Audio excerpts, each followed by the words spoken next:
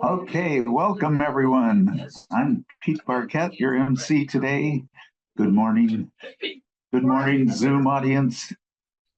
Humanists of Greater Portland believe strongly in freedom of speech, but the views expressed by myself, our reader, today's speaker, HGP members, and our guests at today's meetings are not the official views of the Humanists of Greater Portland. And Joyce, if you're ready, Joyce Lackie will be our reader today. These are not the official views of the Humanists of Greater Portland. Okay. From a feature called Herb's Corner by Herb Silverman in the spring 2025 Humanist magazine. It's a book review, so I'll read this review and you may want to run right out and get the book. Who's Who in Hell is a revealing book written by Warren Allen Smith. He served in World War II and referred to himself as the atheist in the foxhole. His military dog tag said none under religion, unheard of at that time. This book makes a case not only for the respectability of atheists, but also for their positive outlooks and creativity. Since the book is tongue-in-cheek about hell, many people in the book are still alive. I'm honored to be included because of my battle to allow atheists to hold public office in South Carolina. Also in the book are many famous people you might not know as atheists, such as Marlon Brando and Katharine Hepburn. I met Warren Allen Smith at a Free Thought conference after the book was published. He, of course, is included in the book with many interesting stories he relates about himself. He died in 2017, and many theists are probably saying that he's now burning in their imaginary hell. I'm guessing that Smith is one of the few people to have read every word in the book, which is more than 1,200 pages. This impressive tome is the product of 50 years of painstaking research. The reader can turn at random to any given page and be both entertained and enlightened. In addition to listing thousands of freethinkers, past and present, along with some of their anecdotes and quotes, the author provides useful information on topics such as free thought, religion, philosophy, science, and sexuality. The book demonstrates the enormous contribution freethinkers of all stripes have made to humanity throughout the ages. Every movement needs to maintain a sense of its own history. Who's Who in Hell serves that purpose for freethinkers, and every freethinker should have a copy. Many other free thought books would not have been written if not for the bravery of men and women whose lives you can explore in this book. Most of the people in the book were new to me, and I learned why I should appreciate them. The book is not just a dry recitation of names and dates. It contains many witticisms. Individuals listed come to life in Warren's descriptions, the only type of resurrection freethinkers would accept. I would call this book a heavenly read. Now, if you decide to run out and get it, I checked on Amazon. The cost is only $122.55. Whoa. Thank you, Joyce. I've been starting lately to think whenever athletes give all the glory to God for their talents, I give glory to evolution. Humanism is a way of life that guides us to be well and to do good without relying on anything supernatural. It is a rational philosophy that encourages the use of science, reason, and free inquiry. Humanism promotes ethical principles and social compassion to enhance the quality of life and to contribute to the well-being of society. And now I'd like to introduce our speaker. Having been a principal member, organizer of Community Environmental Legal Defense Fund since 2009, he became the executive director of CELDF in 2022. He's also on the Washington Community Rights Network's board and teaches movement building, community rights, rights of nature, and culture and law intersection. He will be presenting today on his work in the Community Environmental Legal Defense Fund. Please welcome Kai Huschke. Thank you, Pete. Thank you, everybody that showed up in person and everyone who's tuning in from wherever they are over Zoom. Yeah, I was preparing, of course, to speak with you guys all today after meeting Joyce a few months back and thinking about how to frame our experience as an organization, how that is assimilated into me, and more broadly what that means for our world at large, whether it's one's community or something bigger than that. And of course, in light of everything that's going on these days, it's probably, I would assume, hard to focus, what to feel. Yeah, I guess that's a question for everyone that's here and watching right now. How is everybody feeling at the moment? Oh, well, a thumbs up. I heard a wonderful. Okay. Depressed. Disappointed, angry, anxious, battleground. Yeah. Apprehensive. I think those are all the things I've been hearing. I was just down in Lane County working with a group that we work with there and have been supporting for years, and was at one of the couple different ICE protests down there. And so got the chance to talk to some people there. And, of course, that seems to be where a lot of people are connected to these days in the sense of what's going on. I think what I would like to do today is keep all that in mind, of course, but use kind of more of a concrete example of the work we've been doing as an example of something maybe bigger. And the framework of how I want to walk us through today is through three things: truth, which of course is an interesting word today, reckoning, and right relationship. So that'll be our method of getting through our conversation here today, the things I'll put out, and of course, hopefully the conversation questions we can have after. So truth, reckoning, and right relationship. So keep those things in mind. To start us out in the truth realm, and this may seem kind of a weird turn based on where a lot of the focus is here in Portland and the rest of the country, but I wanted to ask a question to the group. What do you think the very basic things are that we need to survive? What are the very basic things? Food, air, water, shelter, taxes, community, and what's that? Electricity. Okay. Baseball. Humor. Good.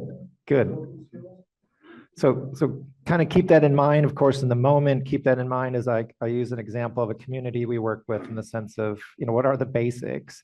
And then not saying it out loud, but, we've got basics to survive. But of course, I think most people don't want to just survive, they want to thrive. So as you think about it in your head, what are the things that you think are necessary to thrive? Once you have sort of the base level things to survive from, what do you need to thrive? Next thing I want to ask, and of course, one of the issues mentioned was the issue going around with the kidnapping of people on behalf of the federal government for the reasons they're doing that. But what are some of the other issues, sort of a weird word, but what are the other things that you are connected to, that you care about, that you're compassionate about, that you put time towards? Helping others. Family. Friends. What about sort of more specific kind of things? Of course, in the ICE world, it's about immigration. What are some of the other kind of maybe more targeted things that you're involved in or have been involved in? Fairness. Peace. Okay. We need peace. Peace. I mean, are people housing advocates? Are people environmental activists? I guess that's kind of where I'm leading with that particular question. What are some of the other things that you've kind of put your time into? Economic justice. Economic justice. Managing a family forest. Okay. Good. And I'm assuming people out listening from somewhere else may have similar things that they. What was that? Yeah. So what I want to do is use an example. We'll kind of turn the aperture of the lens in at points and then come back out. So we as an organization, we're set up as a public interest law firm. We've evolved into having other things that we do. In fact, a lot of the work we do is really community organizing work. The legal is just one aspect of that. But largely our reality is something is going to happen or something is happening in a community and we get a phone call. That's the general nature of our world for the last 30 years. One of these communities basically gave us a phone call because they were being cited for the disposal of toxic waste. Toxic waste from the fracking industry. So for those who have followed fossil fuel extraction, when the boom happened in about 2010 or 11 with hydraulic fracturing, as part of that process of trying to extract the natural gas, they have a byproduct. That seems like an innocuous word. That byproduct is highly toxic, whether it's very brine-ridden or whether it's one of the potentially 500 different chemicals that are part of the cocktail that goes into getting that fracked gas out. They have to do something with it. And as you probably have studied over the years, initially the industry is very lax about what they do with the damage that they cause. Eventually people catch up and start to put more kind of confines on how they have to manage the frack waste. Well, one of the methods of what they do with that toxic waste is they inject it in the ground. So they find spent wells, oil wells, spent natural gas wells, and they shoot the stuff into the ground. This community got wind of this, of course, down the line, right? Think about all the other kind of industry things that happen where you find out pretty much at the end, or the decisions have already been made. And here you are wondering, what is it going to look like in our community? So this small community, 500-600 people, very rural, got wind that this was going to happen and started to have high concerns, had questions. Who do we turn to? What do we, who do we ask? What's this that's going on? Doesn't seem like a good idea. And as you can imagine, people who are living in a rural community, where does their water come from? From wells. And here you are, you're going to inject toxic waste into the ground, which will go through the water table, which is what we need, as well as the natural environment needs beyond human needs to be healthy. So their truth in this moment is, this thing is coming. What can we do? And like communities do, is they begin to ask a series of questions, or they look for answers, or they look for help. Very often people go to their elected officials, hey, you need to stop this. You need to say no to this. Okay, this can't happen. Here's our 52 reasons why this is a bad idea. And at the local level, quite often what they hear back is, hey, we hear you, we feel you, we support you on it, but guess what? Our hands are tied. It's a very, very common response. And there's a reason for that. I'll get to that in a little bit, but that's a very common response that communities will get. One of the other things they'll say is, well, let's just hire an attorney. Let's have legal representation. We'll fight this in the courts. Well, for one thing, attorneys aren't cheap.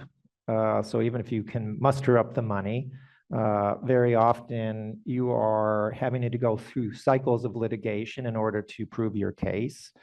And unfortunately, a lot of what you're trying to prove isn't so much about stopping the very thing you don't want, but it's about calling into question the process to allow the thing to happen in the first place. So your argument isn't so much about this thing is bad, it's whether or not the corporate applicant followed all the steps and procedures to get their permit to allow the thing to happen in the first place, whether it's this toxic waste going in or something else. Other things they'll say is, well, let's just change the zoning. We'll just do a zoning change, as if pushing it to some other direction is going to keep us safe. Of course, with hydraulic fracturing, you can go down and then go horizontally. So it almost doesn't matter where you put this thing. Eventually, they're going to get to what they want to pull the gas up or to dispose of the toxic waste itself. Other things that communities will hear in these processes, some of the other so-called truths that they're going to hear is that this is going to bring jobs. Someone mentioned economic justice. It's a lot of things that the corporate interests will trot out as this is going to mean lots of good jobs. And this becomes a way to neutralize, community opposition to something because the corporation is promising jobs. they'll often turn to other groups to somehow be their savior, large environmental groups or whoever it is, to somehow come in and actually protect them. The issue, of course, with that is they are also working within this basically box that allows these kind of harms to happen. So their ability to actually say no is just about as low as the community's ability to say no. But that doesn't seem to come across initially because a lot of these groups, of course, are trying to maintain their existence and seem like they're doing good stuff. And it's not a dig on the individuals, but it's really a commentary on the system itself that we have been born into, find ourselves into, driven into, and indoctrinated into, with the understanding that somehow we can affect change within that existing structure. And a lot of people, rightfully so, will trot out evidence. Look at all the evidence that says this is a bad idea. And so they often believe if they have all this evidence, all this science, that somehow that common sense and rationality are going to come to bear.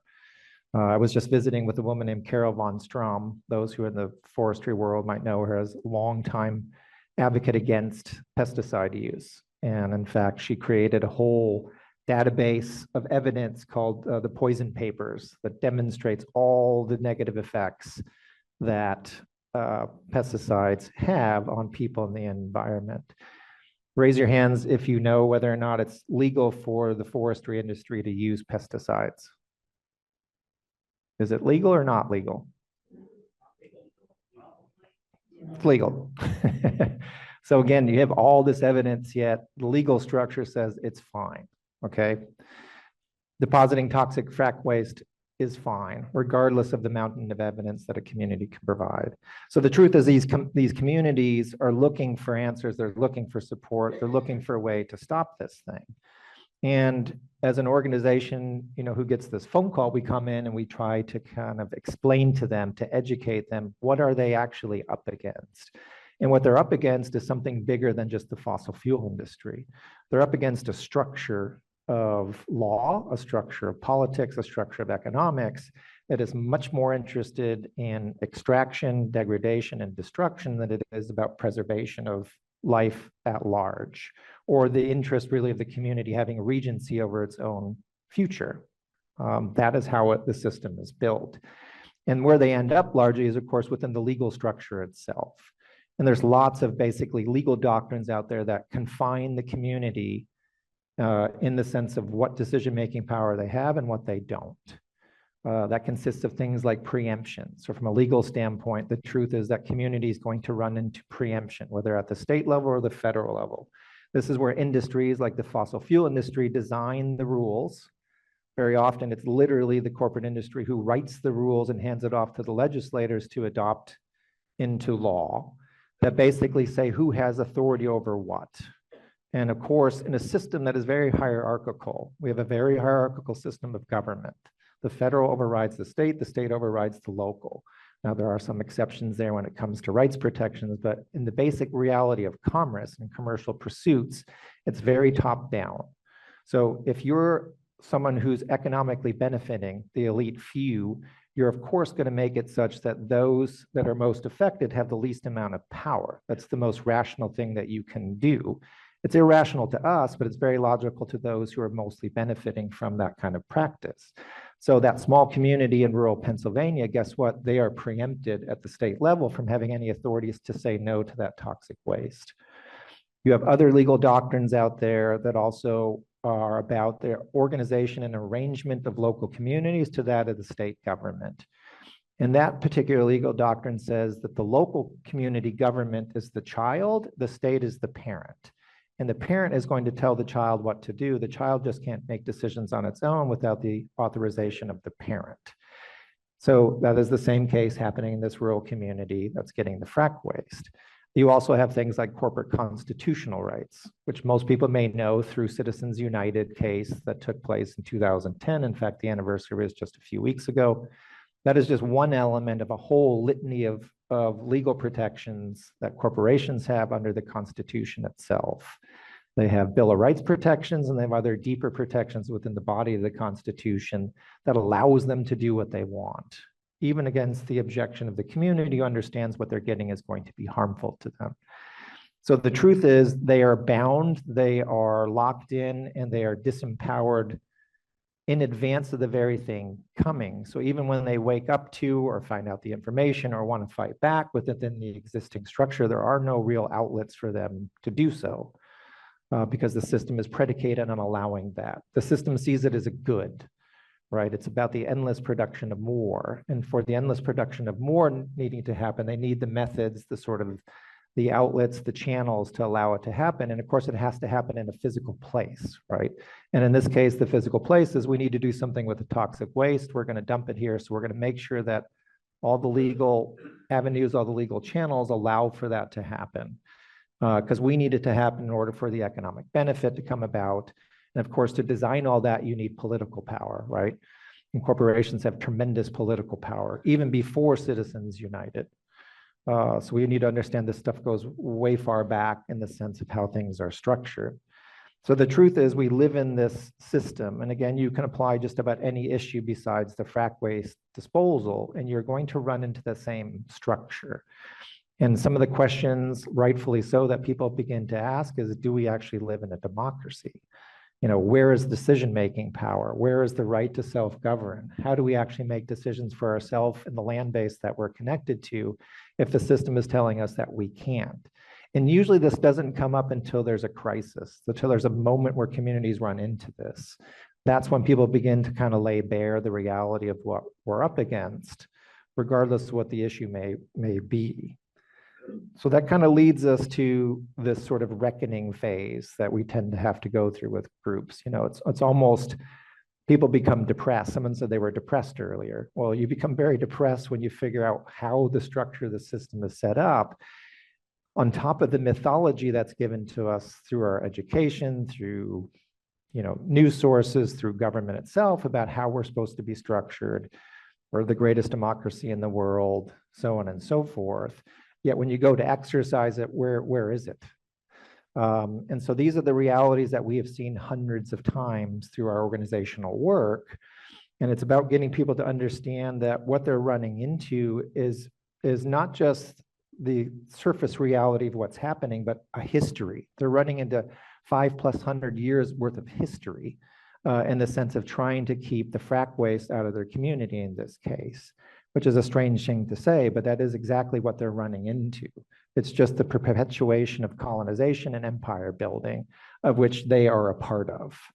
And that's, of course, not what we're taught in the sense of our liberties and our ability to have regency over our existence. But when you truly go to exercise it, especially if it's something that's going to interfere with commerce, you begin to see very much that we are controlled, contained, boxed in.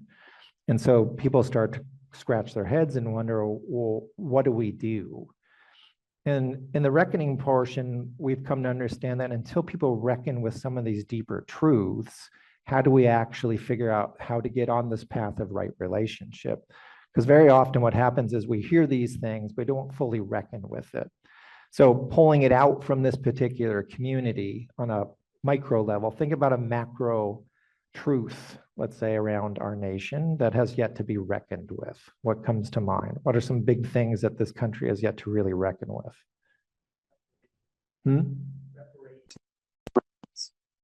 Okay, the effect of slavery. What else? Role within the UN. Role within the UN. What about other actions of our own doing? When I say our own doing, let's say the federal government. Wars. Wars. Migration. How about genocide of a people to establish the nation in the first place? I mean, huge, huge things. And we can probably find little outs Here and there about other truths that have yet to be reckoned with. And then we can bring it down to our own existence, our family, our community, other things that have not truly been reckoned with. So if you don't lay that bare, if you don't actually face those truths, no matter how uncomfortable they are, how are you going to correct for the past or correct for future behavior? And part of our work is to get people to understand that reality that they're coming into, to then figure out, well, what are the different ways that we can go about dealing with our realities, and even big questions of which the community level might not have the resources or the capability or their expertise to deal with, including things like power generation. Whether it's fossil fuels, industrial solar, industrial wind, whatever it may be, getting people to understand, what do we truly have a right to access in the sense of producing power, and what scale can that really happen? Some very big questions, because we've come to understand or become comfortable, at least in this country, very often that power is just, you flick on the switch and there it is. So it's getting people to understand the reckoning of where they're at in physical place, what it is that they're connected to, where does that come from. All of those things become things of which we get people to think about as they're doing their frontline resistance work, right? Because in this case of the example I was giving you, the resistance is against that frack waste from coming in. We don't want the frack waste, but that frack waste is a symbol of all kinds of other things that are going on, including this idea of power generation. And so it becomes moments, as horrible as they are for those communities, to really begin to kind of lay bare what it is that we're up against and what paths are we going to take for ourselves in the moment of actually stopping the harm, but something bigger systemically that we could also be a part of, right? That one community alone isn't going to transform the system of government, transform the system of economics, but it could have a role to play in demonstrating how we may go about it, the questions we might want to ask, the truths that we have to confront in order to figure out how we get towards right relationship. So these are some of the things that are work that on the surface seems to be about this, that ends up being about something bigger. Think about the iceberg, right? You're just seeing the tip of it, but the iceberg's more of its mass, of course, is under the surface of the water. It's very much what communities are running into. And the question is, what do they do with it? How do they navigate it? Another truth that needs to be reckoned with, because we're in the year of its 250-year celebration, is the Declaration of Independence. And I don't know if people have been paying attention to the official governmental sort of project around that, or the other kind of more right-wing organizations that are pushing the Declaration of Independence. But I would encourage you to pay attention to what they say and really start to reckon with whether or not they're telling you the truth about that period of time. Because often in our education, people conflate the Constitution with the Declaration of Independence. Well, guess what? They're two very different documents with two very different kind of value messages that have been emanating from them, yet people see them as one and the same. But somehow the Declaration of Independence was a natural stepping stone towards the US Constitution, when in reality, the US Constitution's formulation was basically a counter coup to the revolutionary sentiment of what the Declaration of Independence put out. Meaning the economic powers of the time, the 1%, didn't like the way that the current country was formulated, and needed a new way to actually concentrate their power in order to do what they wanted to do in the sense of resource extraction and exploitation, which still lives on today in the corporate form that we have through Amazon or Exxon or Tesla or whatever it is. That emanates from that period of time. And so we as an organization, for instance, are trying to lay bare some of the actual truths around that period of time, whether it's about the people involved, what was being said, what that really means, so that people can begin to reckon with the reality of what they're dealing with. And of course, that's becoming harder and harder to do. I heard people talking before the talk began here about the most recent shooting in Minnesota and whether or not we're really going to know the truth, or the fact that the officials are actually beginning to not just spin it, but actually tell outright lies about what transpired. So you start to see this mutation of what is true, what is not true. How do we navigate all that? How do we stay anchored to the truth and then reckon with whatever those truths are? That's very, very critical, and it's becoming more difficult. As another example, a lot of the phone calls we're getting now from communities are about data centers. The explosion of artificial intelligence is now precipitating the building and development of these hyper-sized data centers that have all kinds of implications, consequences. And think about how easy it is now to even more so than previously manipulate what is true and what is false. What am I seeing? Is this true or is this false? So you see we're kind of entering this world, it's becoming more and more difficult, which is why locking down to the truth, doing good analysis, being critical thinkers is perhaps more important than ever. including historically, let alone what's happening contemporarily. These are very vital things that we have to do individually and collectively as community. People said some of the things to survive is we need community. I would agree. That's a very critical element that we need to figure out. And I'd also say that that community has to be place-based. We have to figure out how to be more place-based in how we do things, how we live, how we survive, and ultimately how we thrive. So in this community's case that was getting the frack waste, they looked at the existing structure, they looked at these existing truths, they heard us talk about needing to reckon with the reality that they weren't just dealing with this one particular fossil fuel company, they were basically running into the US Constitution and all kinds of history behind that. They're like, well, what can we do? What is our outlet? What is our pathway towards getting into right relationship? So I mentioned truth, reckoning, and right relationship. So they chose to be defiant. They chose to be disobedient, which of course is a natural place to come to when you have no other outlets, and justifiably so. That what the system was doing to them was illegitimate. They were going to take legitimate action to actually say no to the toxic waste. And they did so in this case through local lawmaking. So they basically wrote their own law in defiance of all those legal doctrines I spoke to say, we don't want your frack waste. So put that in the context of people today saying, we don't want the ICE agents coming in kidnapping people taking direct physical force in some cases to keep them from abducting people, justifiably so.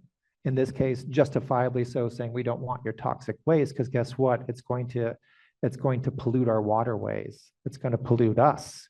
And in this particular case, it's going to potentially pollute that environment that we are connected to and the other species who rely on clean water. Ironically, where they live in the creeks is a species that's basically a canary in the coal mine for clean water. It's called the hellbender salamander. The hellbender salamander needs very, very clean water. And so when you see it start to affect the capability of that community to exist, it's a huge warning sign that you're dealing with dirty water. And so these people were not only, again, thinking about themselves, they were thinking about whatever else they were connected to, in this case, the hellbender salamander. And in fact, they ended up naming their community group the East Run Hellbender Society, which I thought was fantastic. Has some great, sense of fight about it.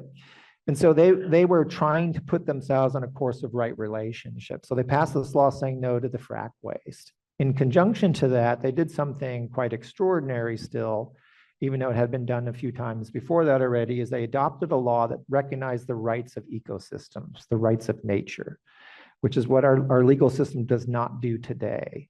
Nature basically has been enslaved ever since the inception of our country. Nature is property under our system of law. They said, we cannot exist that way. We are actually going to put a new formulation of law forward that says we have the capability to represent the inherent rights of the ecosystems. Because if we don't, they are also going to get polluted. And guess what? We are part of that ecosystem. Therefore, we are affected as well. So they started to take a bigger mindset around reckoning with the reality of the law in this case. And not just the law, right? The cultural mindset that humans are above nature. Humans are separate from nature. All of that kind of stuff starts to get challenged culturally around making this assertion, in this case through a law that says nature has rights. They were acting in a more, what I would say, biocentric way, which I would also say is a way we need to move towards, is to figure out that we are nature. We live from it, we live in it, we live with it, but we also live as it. We are nature. But so much of our system, so much of our culture has said we are separate from it. So this was an exercise to begin to move towards that direction of right relationship. They also adopted a law later after they adopted their first law saying no to the frack waste, yes to the rights of nature, that actually legalized nonviolent direct action. They understood that the courts are going to fail them, that the corporations are going to come. And therefore, we want to act in defense of the laws that we passed, and we don't think we should be prosecuted for doing so. So they were attempting to flip the script on what normally happens to protesters and those who engage in direct action. They're usually the ones that are criminalized for doing so. So they were again challenging the notion of the system says that you are the bad ones, when they were saying, well, no, what you're doing is actually evil, wrong, and oppressive. And we're not going to recognize that. We're going to recognize those who are going to defend us against your lack of upholding the law that we passed. So again, another level of defiance against the system, rightfully so, to protect themselves, to protect their land base. You know, they were very much about the localization being connected to place as a means to protect themselves. And again, it wasn't even just the corporate interests. We have to understand that there's a governmental structure related to that whole power dynamic going on. So not only did they get eventually sued by the fossil fuel company, guess who else sued them for trying to protect themselves at a higher standard than was legally allowable? Well, the state government in this case. Their own environmental protection agency sued them for trying to protect themselves to a higher standard than what the state's floor was set at. So when we often use the term corporate state, that's a perfect example of what we mean, where they're working in lockstep with one another. And this is the structure that we are up against. And again, I'm using this one example through this one issue, but you start to look around, it really goes across the board. I'm doing this to try to give some sense of concreteness to what is going on and the things that we operate in and the things that people are facing as being frontline resistors to the incursion of things that they don't want, and why the normal channels are one, either ineffective, have been cut off, or were never designed for us to get what we wanted in the first place. And that's also a very difficult thing to reckon with, right? Because we always think that there's got to be a solution to get justice within the system itself. But perhaps the system itself is so predicated on not providing that maybe it's the system that's the problem. And therefore, we have to find different pathways to actually get that kind of transformation, to actualize ourselves and operate in a way that's going to be effective, not only in the near term, but also in the long term. You know, think about your 10 commitments as humanists. You know, how do you really fully actualize those things if you're within a system that actually is blocking so many of those things from fully flowering? And therefore, what are the ways of which you're going to have to pursue to make those things a deeper reality? And these are the very things that this particular community faces, and all the other hundreds of communities that we've worked with are also facing. So then the question is, well, how do you go about making that kind of change? Well, now you start to get into questions about deeper culture. How do you shift culture? How do you shift mindsets? How do you look at sort of combining to actually have the capability and the political force, let's say, to actually transform things? You're getting into movement building at that standpoint, at that point. So think about research you've done and readings you've done about past movements, whether it's been here or other parts of the world. You know, this is where we are at. This is where we've been at for a very long time. And so now it's about how do you navigate that? How do you build capability? And let's go back to the ICE example. In my view, when I start to hear about the call for general strikes in relation to what's happening around the kidnapping of human beings, that becomes very interesting to me, because now they're using an economic weapon in order to force a different action to stop, right? They're expanding it out. They're integrating different kind of viewpoints. They're bringing in different kind of issue areas and people who have interest here to make sure they have interest over here. You start to having a collective power start to formulate. And that's when movements start to become effective, is when they kind of pull all these things together. They find some kind of unifying moment and start to actualize that in a manner that actually is going to, one, get the power dynamic to back down, but perhaps be the first point and other points to actually begin to transform the capability of that system to inflict what they've been inflicting in the first place.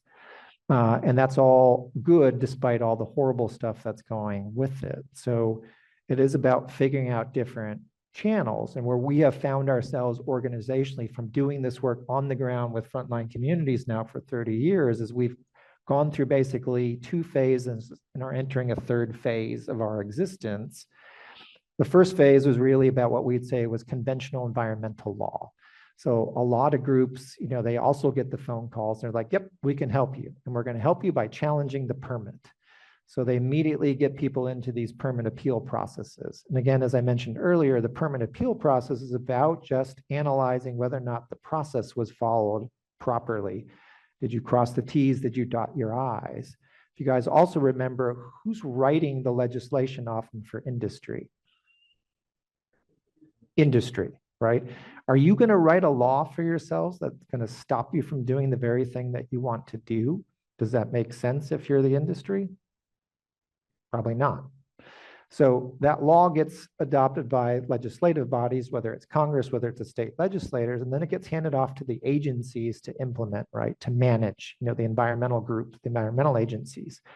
They're also needing to understand that what they do can't interfere with things like corporate constitutional rights. Corporations have, Fourth Amendment rights, Fifth Amendment rights, First Amendment rights, 14th Amendment rights. So therefore, things that they may want to do to, let's say, curb corporate behavior, they have to be conscious of not violating their rights because they're seen as persons under our system of law, which makes it very difficult to actually stop certain behavior, including things like pesticide use. Because guess what pesticide use is? That's a commercial activity. People make it, people sell it, people use it, right? So it's seen as commerce. And that's not a power of which states, for instance, have the ability to regulate. That's a congressional power. So you begin to see why permit appeals are really just about railroading our energy very often into defeat. At best, they end up being delay. They end up being a frustration, but we don't have legal regency over that because the system is predicated on allowing the very thing to happen. It's about permitting it. That's why it's called a permitting process. So the question is, where do we funnel our energy?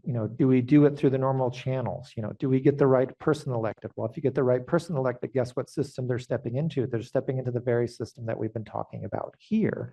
So how do we actually expect things to fully change? Or if we don't want to let go of the fact of the electoral process, where else do we need to start putting our energy? In the regulatory existence of our world, we decided that all we were doing really was helping corporations make better permits. Because guess what? If you find deficiencies in the permit application, that just helps the corporation make a better permit for the next time they file it, right? That didn't seem like we were helping the environment or helping communities. And so forth, it was the communities that challenged us to go in a different direction, which is where we ended up for about 20 years doing the work we did with this particular community who was trying to stop the frack waste, which is actually about trying to invoke this idea that democracy does exist. The ability to self-government is something that should be exercised. What does it matter if your state constitution says you have all political powers inherent in the people and you have the right to alter and abolish and change government if you can't actually do it? Where are those just words on paper? And so it was about actually exercising that reality that we've been taught in history books, or when we start to look at things like constitutional language, how do we actually practice it? And so these were about people asserting their rights to say no to things that were harmful, and eventually asserting things like the rights of nature to start to have this more holistic view of life itself, which is pretty extraordinary. That worked for a period of time. I think it not only frustrated the corporate industry, not just of a specific kind, but corporations at large, because they understood, guess what? We were starting to get closer to the centers of power. And they can't have that, right? They need to control the power. They can't have that challenged. And the way of which they started to come after that sort of practice was, of course, lawsuits. The threat of sanctions against the communities who are passing that law, disbarment against attorneys like ourselves for actually advocating for communities on this behalf. So, as well as passing new state preemptive law, either to undermine the initiative process, for instance, and or to outright outlaw the capability of communities to advance rights of nature laws. So you have about 4 states now that prohibit the capability of communities from actually bringing up the idea of nature having rights under a legal structure. This is all to be expected. It sounds horrible, but these are all things that we have to expect in the way that the system is going to fight back when you poke it. And we have to be strategic about how we deal with it. The problem, though, is as this happens, the lawsuits mount up, you get locked down in the judicial system, a judicial system that's predicated on actually favoring the corporation over that of the community and nature, right? So you become handcuffed by your own strategy in a way. And so the decision was, well, we have to stop doing that or being much more strategic about when we do that. So where does that leave you? Well, if you have what you thought were all these options that are now narrowed down to maybe this many options to none at all, you have to start to basically invent different pathways to sort of deal with the things that you want to see transformed. And for us, that means a lot of work outside the system itself, which could run the gamut of things that are, let's say, allowable to things that are start to end up on the end of harder action. And this is the reality, again, of other people who've had to face oppressive systems, right? When they don't have the outlets, they have to mobilize on their own. And again, I would say that's a bit of what you're beginning to see and what's happening in these people pushing back on ICE, right? They are self-organizing, they are mobilizing, they are doing things that are legally not allowable, but they're doing it anyway, right? That's where it's gotten to in that particular issue arena. And I think it's gotten, you'll see that in other arenas as well. So the direct action aspect is a reality. I think general strikes are a reality. Heightened protests are a reality. But there's other things that can be done as well, right? There's other mutual aid that we've seen happen over the years as well, whether it's through the Occupy movement, whether it's through natural disasters. You see people come together to start providing those basics that we talked about earlier, you know, the food, the shelter, the clothing, the education, the healthcare. It's like, wow, we can do it. Meaning you start to see that your reliance on the existing system maybe becomes to wane, even if a little bit, that we have capability. We just have to remember. I read a good article on the general strike. This guy was analyzing it, and his view is like, well, it's been a while since we've had to do that, right? We've got to shake off the cobwebs, get used to it, get into practice. So these one day general strikes in some ways are practice, in my view, for something maybe larger and sustained. And one can say the same thing about other things in life, right? Whether it's education, whether it's healthcare, whether it's how we grow our food, whether it's how we actually relate to the forest. You were talking about forests. Well, there's no reason why we can't have ourselves associated to forest ecosystems where we actually take the forest because we need resources, right? We're not a creature that can't have resources. But how do we do it in a way that actually maintains the health of that ecosystem, that forest, in a way that's good for the forest, but good for us as well? And of course, if you analyze, let's say, the forestry industry, it's hyper corporatized, right? And not even by those that you would say are forest people. There are a lot of them are just hedge funds on the East Coast that see it as purely as a commodity. It's about money. There is no connection to it. You know, a lot of the forests in this state, for instance, aren't really forests, right? They're tree plantations. So, but there was a time we had a better relationship to it, like, you know, the way we harvested it, what we did with it, how we localized it, the economic benefits, the other benefits that come from having a better relationship to a thing like a forest ecosystem. Those are things that we have to start doing, whether we're allowed to or not, maybe at some point. So practicing that capability of community or mutual aid, even practicing things like deliberative democracy, even if they are not linked to the existing system. What I mean by that is citizen assembly stuff. How does democracy really work if we don't really have it? Well, we probably should start figuring that out. So you start actually you're starting to build parallel systems in the form of what I would call the resilience category. So we call it resistance and resilience. So you need, I think, in our view, to start figuring out some of those resilience pieces. We're already doing some of that. It's not like we're starting from scratch. And the resistance needs to get heightened. That's the only way that systems of power begin to sort of understand that they can't just run roughshod. And again, using the examples of how people are mobilizing against the kidnapping of people, I think, is a form of hard resistance. The question is now, can it go out further beyond that specific moment here? Because the system is also very good at finding a way to shut it down, right? They'll alleviate the pressure at some point. They'll make it seem like they'll have given you sort of a win because they don't want pressure to build up to the point that it really starts to undermine their decision-making power. They can't have that. Think about all the uprisings that took place during the police violence moments that we've had in recent years. Well, they found moments to dissipate that energy. Very often by saying, well, we're going to form a panel, or we're going to study this, or we're going to kind of consider this law at this level, but next thing you know, when it gets adopted, it's nothing like what we need, right? That takes energy away because it's so much harder for us to self-organize and maintain that. And once you get momentum going, you have to keep the momentum going. So our experience working with communities that have locally organized is once they get going, they have to find ways to keep going. If they end up getting shut down, it's very hard to remobilize that again. And so we have to get smarter at how movements build, how we maintain energy, figure out different outlets.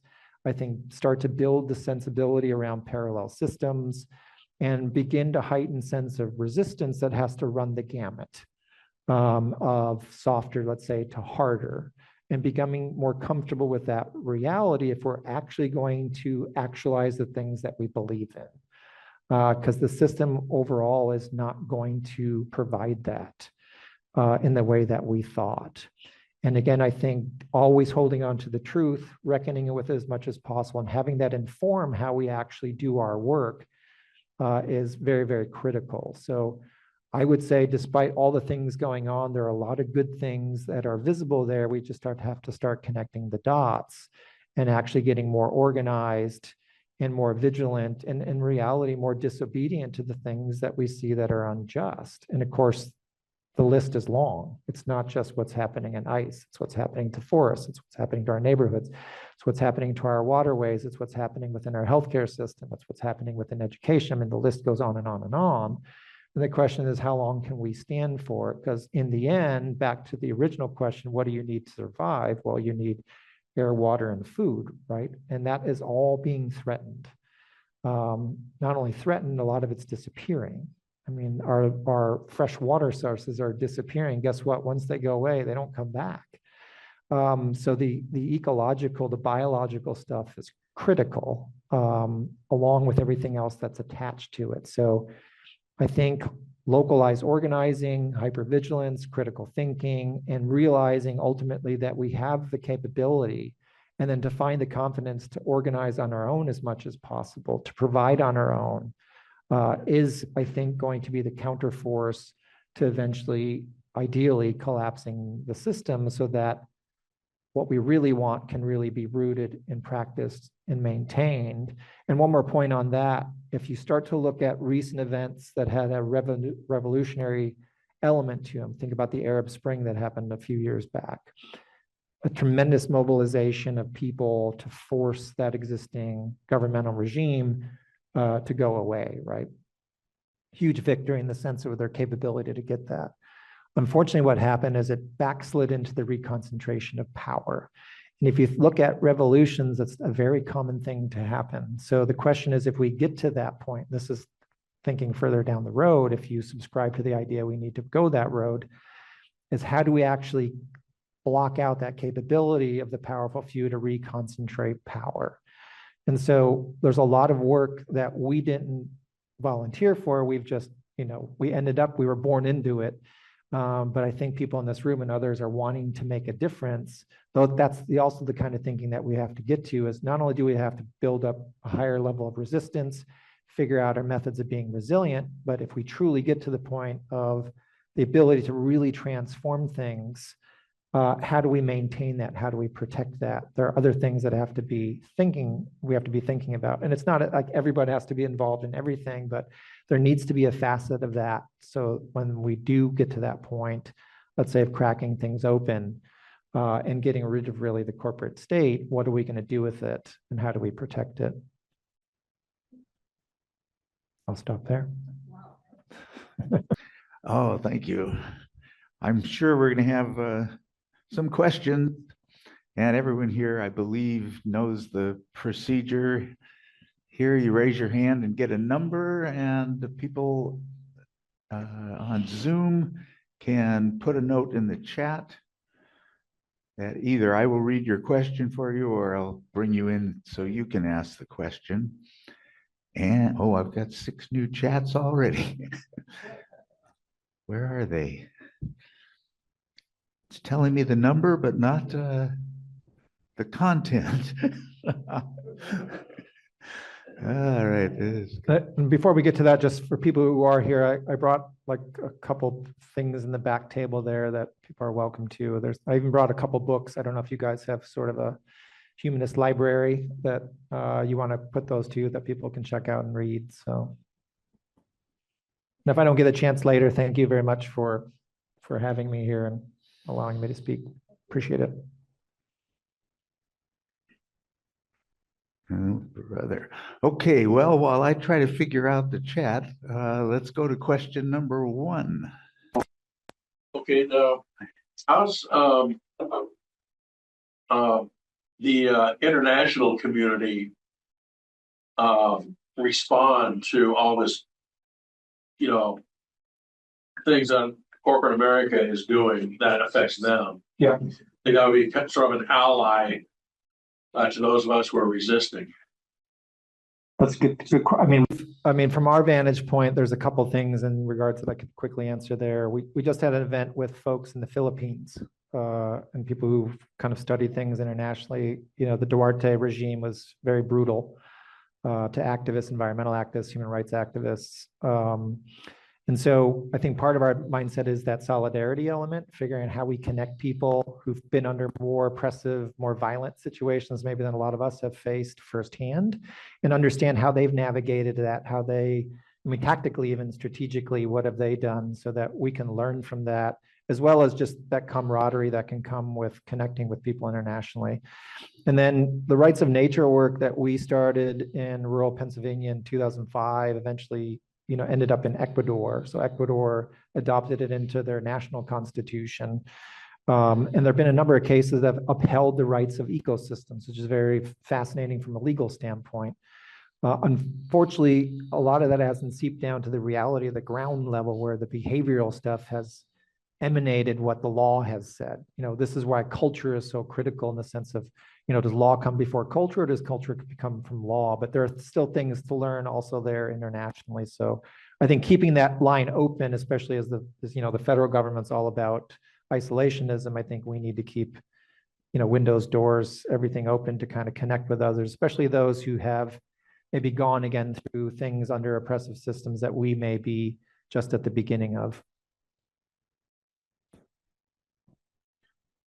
Okay, it looks like on these chats that some of them are the Zoom people just talking to each other. Those Zoom people. Yeah. But let's bring in Helen. Did you have a question? Say Al has the question, Pete. He's right here. Oh, of course. Okay. You got to the one of the very important things, momentum, a little bit late in the talk, but just towards the end, you mentioned momentum as something very important. I think that do you believe that demands are essential to getting anything done and achieving momentum? Yes. I think that's what we have to figure out, like what are our demands? I think that's kind of a hard thing at the moment. I've talked to lots of people, and I think people are feeling that there's this unity that has to happen, but we're not quite too sure what we're unifying around yet. So I think that's a big piece to figure out. And maybe it's about doing something like you said, which is what is the list of demands and figuring out maybe from there if that's a way. And historically speaking, if you look at the Declaration of Independence, for instance, there's two halves to it if you haven't read it lately. One is the aspirational language, that we all maybe remember from school, but the other half is, guess what? It's the list of demands. It's the list of complaints. It's called the grievances. There's 27 grievances around what was happening to the colonies. So perhaps we need to create a current version of our grievances or demands. So I would agree that's maybe a very good exercise to do locally and see how that actually links up nationally. Good question. Okay, number 2. I want to. When can we get into the revolution part? Because I'm really, I'm so ready. I am so ready for that. Yeah. Honest, that wasn't it. No, I'm so glad you said that. And on this short trip, I've been down in Oregon since Thursday from Spokane, and you're probably the 6th woman now who said that. I've only heard it from women, which is very fascinating. And I'm not only saying it's only women who believe that, but the people who have been more at the ready for that, I find that very interesting and important. And then the question is, again, how does it get mobilized? What form does it take? And I think it's going to take time for us to kind of come to grips with some of that and figure out what we feel individually, but collectively around that. As an example of what happened, this was years ago, but I mentioned Carol von Strom, and I went and visited her, and she told me that recently the county came down and sprayed pesticides along her road, and guess what? She had a number of trees die from the vapors and the drift from the spraying. And I found out that there was a new person that was in charge, and they didn't realize they're not supposed to go up that road. And the previous person understood very quickly they don't get to go up that road. When they tried to go up that road, and lo and behold, there happened to be a tree across the road. And lo and behold, there happened to be people just milling around talking that then they happened to be armed, not pointing. And that county pesticide guy understood, yep, not going up that road. Not saying every situation has to get to that level, but I think there are moments where people are understanding that there has to be a harder stance that we take, because what is power going to relent to but something that's equal in force, right? And the reality is the violence is already and has been happening to us, right? The violence has been happening in all kinds of ways. And so we each have to kind of come to our own reckoning about what that means, what that looks like. And I'm not saying that everything is about everybody taking up arms, let's say. I think it has to be sophisticated and multifaceted and multidimensional, but there's most likely going to be that component. What that looks like and how that gets organized, I don't have an answer to that, but at the very least, people have to start having their own thoughts around it and their own conversations and sharing with one another what that means. I think that's an important piece of where we might get to. Okay, another question from the Zoom audience that I'll read. Oh, this thing keeps putting messages in my way. Kurt Mackey wrote a question here. He says, I read the book Black Snake about the 2016 Dakota Access Pipeline fight. The tribes are still battling to get a legally required environmental impact statement done, but the pipeline was built anyway. So how can the law help in such cases? It seemed like a failure of the law. Yeah, I don't disagree. I think it's the kind of reckoning of how the legal structure is set up and sort of how much stock do we give into these legal battles versus understanding that they and very often will not deliver the justice that we're looking for, which again leaves you then in this other category. And remember, I work for a law firm. We're a legal defense fund, and we see the limitations, not only the limitations, but the deliberate construction of it not to actually allow you to get what you need legally, right? And so these are things that people have to wrestle with. Now, it may be a case-by-case basis where a strategic approach could still be taken legally in the sense of, let's say, delay, where something else is mobilizing in conjunction with it, right? You see that often in forest defense actions, right? There's a legal arm that's doing the legal stuff, but then there's people who are literally physically barricading roads or tree sitting or whatever, right? So there's a multifaceted strategy that can go on there. So in some cases, the law can still be tactically beneficial, but maybe our relationship to understanding that it's not really going to deliver ultimately in the end, unfortunately, like it did with that particular case, what we need, that becomes a front end question in my mind. And I think a lot of people probably felt like it was going to serve justice, because again, remember, justice and law are not one and the same, right? And I think we often conflate the two. And so at times we have to split those apart and understand that a law itself is, in a lot of cases, inherently unjust. And therefore, it makes no sense to think you're going to get justice out of something that's inherently unjust. Number 3 here. I struggle with how long each movement can maintain, and you mentioned momentum, but it's been about 60 years since the major civil rights legislation, major movement in the country. Now it's been 6 decades and we're going backwards. So how long is it cyclical? I mean, even the great novels end up with the idea that, okay, we come to a happy ending, but hold on, it's not forever. Yeah, that's a good question. We teach something called democracy school that has gone through different iterations over the years. And one of the graphs we used was kind of this concentration of power and then a pushback towards rights. You know, we formulated it sort of like property versus rights. And if you look historically, you know, you had the revolution, which was obviously a key moment of pushing back on concentrated power or wealth or property towards this idea of more of a rights assertion. But that was, let's say, 1776. By 1789, you had the US Constitution, which was really a pushback towards power and property and not towards rights as much as we want to believe otherwise. Then you had the Civil War, which eventually led to the civil rights and, you know, the Civil War amendments of that period, which was people saw as the Second American Revolution very often. And so, but very quickly you had a reconcentration of power the other direction, including things like corporations claiming 14th Amendment rights, which if people remember were supposed to be for people, living and breathing people, not for artificial people like corporations. So I think where we're at is, again, at that point of understanding there needs to be a pushback towards that sort of rights assertion, let's say. And so in one ways you can say we didn't go far enough, that the civil rights movement didn't go far enough, that the Civil War amendments didn't go far enough, and that we are basically, it's not a blame sort of thing, but we're living under the conditions of not going far enough. So then the question is, how do we actually go far enough and continue that and realize that we can't relent until we actually get what we want?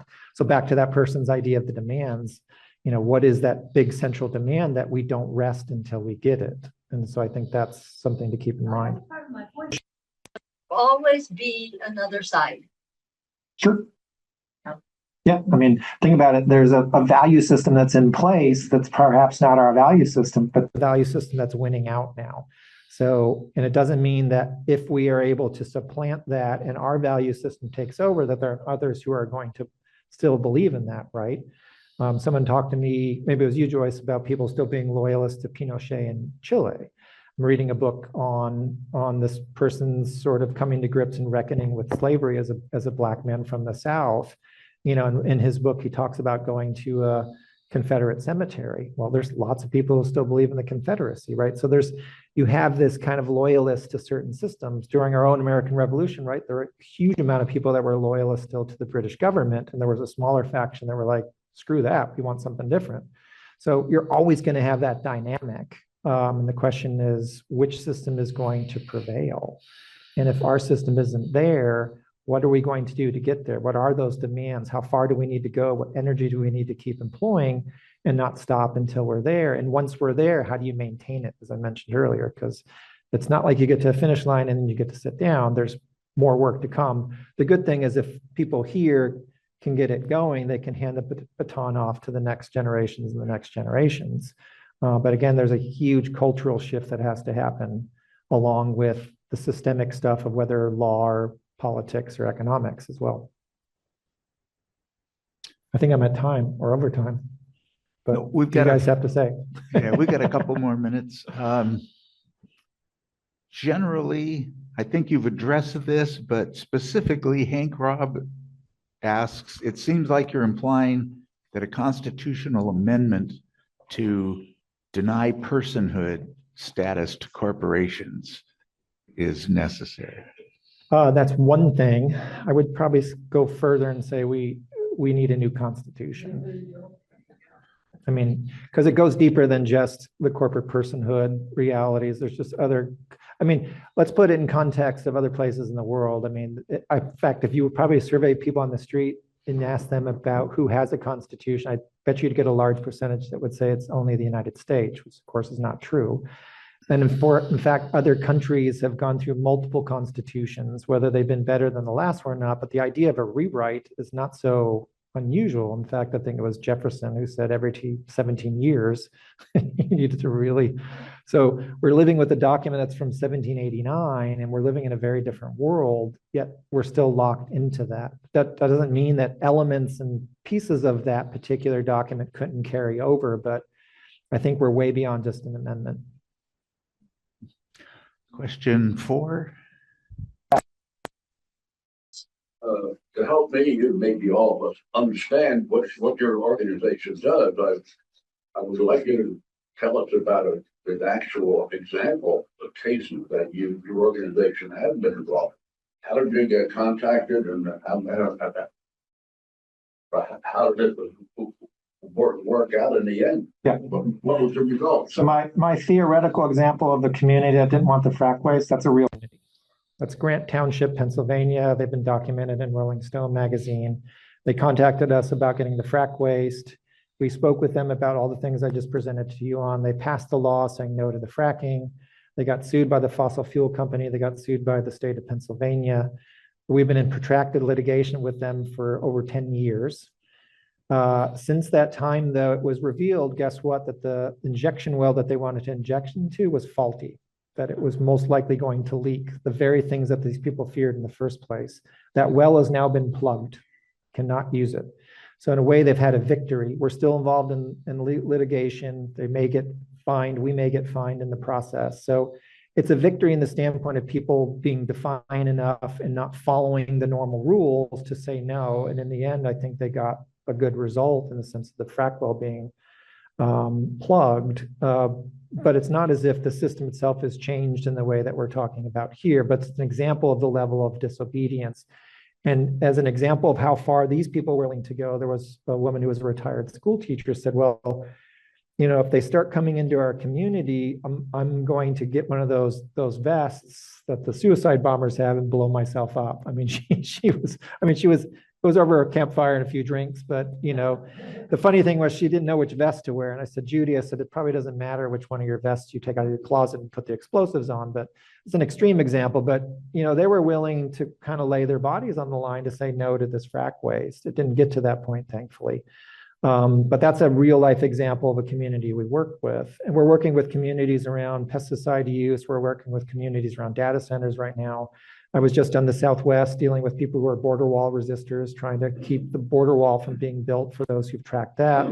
The federal government wants to literally build a wall from the Pacific Ocean to the Gulf of Mexico to wall off that entire aspect of the continent, which has never been done before. No one's walled off an entire continent.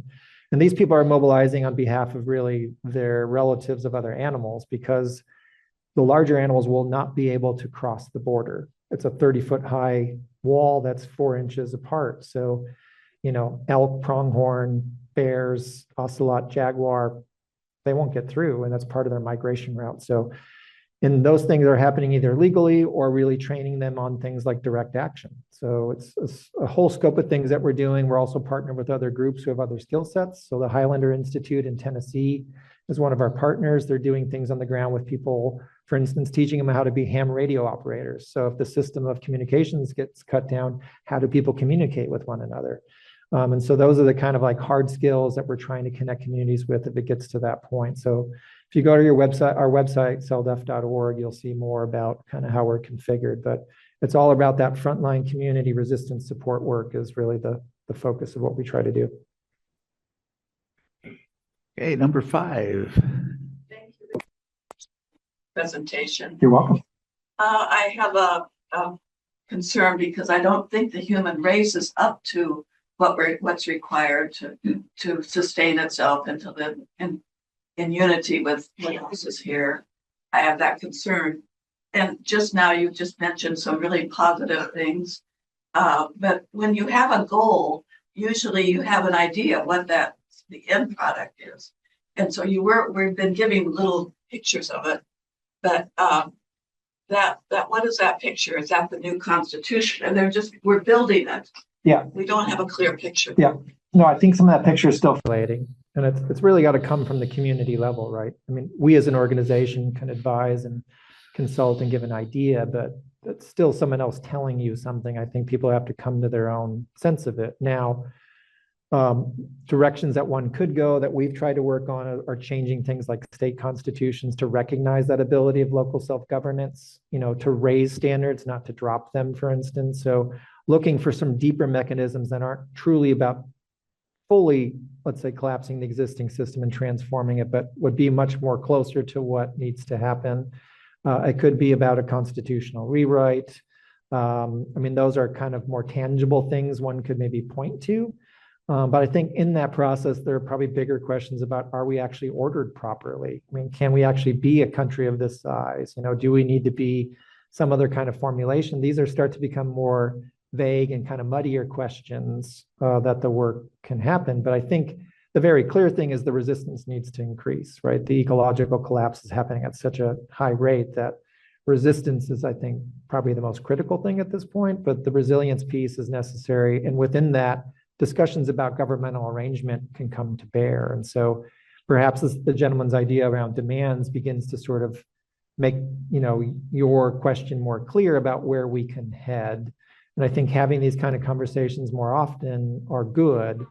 In fact, we've challenged a number of the media people we have in relationships to start talking about this more on a more regular basis, not just chasing the story, but really talking about maybe the confines or the contours of what a revolutionary approach could or should look like, right? So that more people can start hearing this, more experts can come out, more conversations can be had, and more exacting plans can be designed to eventually get us there. Helen has a question on Zoom. I really enjoyed your presentation. Thank you so much. Women's right to vote was a long struggle. And Ellen and I have just finished a book where the women were revolutionaries. They went on hunger strikes. They were violent against the police. And I'm just curious, It was in England. It was in England, though, that we read this book about. But I don't know if the American people have the courage, honestly, to fight the battle that's going to be needed to make some of these changes. Yeah, that's a great question. I think there's elements of what's happening today that could be looked at around people who are doing that. I think historically, even in the women's rights movements, you did have people who did very similar things in this country as well. So it wasn't just in England. Yeah. But usually if you start to study movements, there is that fork in the road where you have particular groups that are kind of doing it in a more nice way, like an acceptable way, even though they're kind of pushing boundaries. You typically had the radicals that had to come in and actually say, no, it's not enough, right? They had to push it in a different direction. Abolition went that way. Women's suffrage went that way. Civil rights movement went that way. I think being good students of history can help us understand how that gets applied today. And then to your second half of your question, it is, do we have the fortitude, the wherewithal to be in that same place that others did? That to me is a very important piece around confidence and understanding. If we're at that point, then yes, and then who and what does it look like? And again, I think there are elements of that have come out, at least from what I've seen, around people's mobilization around keeping federal agents from kidnapping people. You're seeing elements of that come out. So the question is, can that grow? Can that be applied in different ways? I wouldn't do this work if I didn't think it was possible. The question is, what's the percentage of probability is what will feed into that, but I think it's possible. Thank you. Yep. Okay, I think we have time for one more question. 6. I wonder if we need to change this big value we appeal to democracy to bring in some more of this importance of individual rights. Like instead of saying make the world safe for democracy, we appeal to democracy with respect for individual rights, or with respect for minorities. What do you think about changing that word democracy to expand it to include this? Yeah. I may not be hearing you exactly right, but I guess the way we've sort of looked at it, which is our work very often known as community rights. And so we've talked about in the sense of humans connected to place, most of all. The rights of nature stuff is sort of spun off from that. But the question is, how do we combine the elements of what we know as individual rights, your right to free speech, your right to property, your right to, jury trial, all of those things. And then how does that get combined into this idea maybe of a more collectivism, community orientation? And rights, of course, are difficult, right? Rights are typically understood maybe more in a European Western way. If you start to look at other, epistemologies, rights, that's not part of their existence. It's not part of their culture. Some groups, indigenous groups, have come to understand that because that's what the Western legal structure applies to it. So there's those kind of considerations as well about, what's the extent of rights in relation to what, which is kind of why we started to use the word right relationship, because I think rights are a component of that, especially if you start to look at it from a legal context. But then the question is what else is around there? Because ultimately it's going to come down to how we formulate what's our value system, behaviorally, how does that look? Not only to one another, let's say on an individual basis or a collection of people, but again, how we associate to place, which is why I think being and acting in a biocentric way versus, the humanistic way we've been doing is critical, because once you start actually locking that down, you start to see all the other communities, not just the human communities. And I think you start to get closer at maybe what you're asking, which is the respect for the communication with, the understanding of our connectivity to other kinds of groups, even if we don't have the strongest affinity with that group, that we understand that we have a responsibility to that group. So, this idea of rights and responsibilities maybe coming together and figuring out what that looks like. And again, it's an exercise that we're not familiar with, let's say, right? We have general ideas. I think innately we feel that, but the system really hasn't allowed us to be that way. And this is where I'm saying we have to start practicing that, because the system is not going to deliver that. The system can't. It would be its own death sentence if it started to do that kind of stuff, right? And so it's diametrically opposed to how the system is created, even though it has these edges that make it seem like the things of which you're talking about can happen, right? Even with the evolution of civil rights, one of the what I think is pretty sinister is the ability to enforce civil rights comes largely from the fact that it's linked to commerce. Think about in the Deep South, people were being denied access to hotels, to restaurants, to railroads. Well, guess what they were interfering with? Commerce. So these states and localities were blocking individuals from going into these places, and they were affecting the economic reality. And so to get the civil rights elements to be recognized, they had to pin it towards this idea that these localities were violating commercial activity, which just seems insane. But that's how they got the legal enforcement to come to bear. And do we really want a system that actually, yes,